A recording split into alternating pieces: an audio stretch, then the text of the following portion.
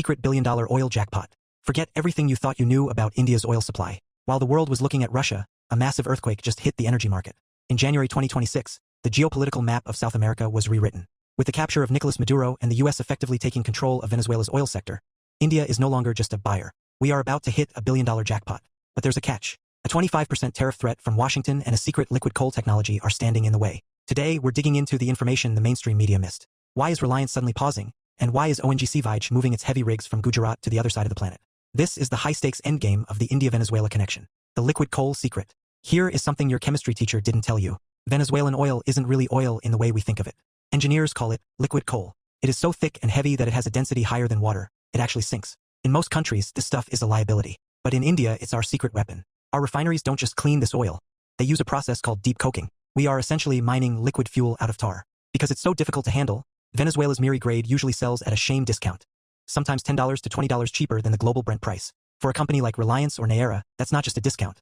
That's a profit margin that competitors in Europe or China simply cannot match. We aren't just buying oil. We are buying the world's most undervalued energy asset and turning it into -€6 gold. The billion-dollar hostage situation. Now, let's talk about the money no one is talking about. For years, India's state-owned giant, ONGC Vij, has had nearly $1 billion. Yes, billion with a B, stuck in Venezuela. This wasn't just cash. It was dividends from the San Cristobal field that couldn't be sent home because of sanctions. But here is the shocking twist for 2026.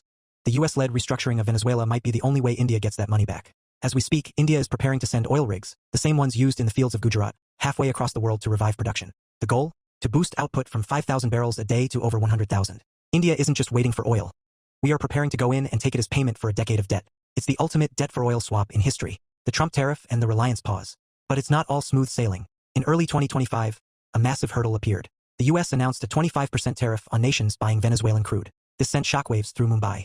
Reliance Industries, the biggest player in this game, actually stopped buying from Caracas in March 2025. Why? Because when you're the world's largest refinery, you don't gamble with Washington. But here's the unique insight. Reliance is currently in silent mode. They are awaiting compliant access. While the public thinks the trade is dead, behind the scenes, Indian diplomats are negotiating a strategic carve-out. India is arguing that our oil purchases aren't just trade, they are debt recovery. If India wins this diplomatic battle, we get the oil, we avoid the 25% tariff, and we recover our $1 billion.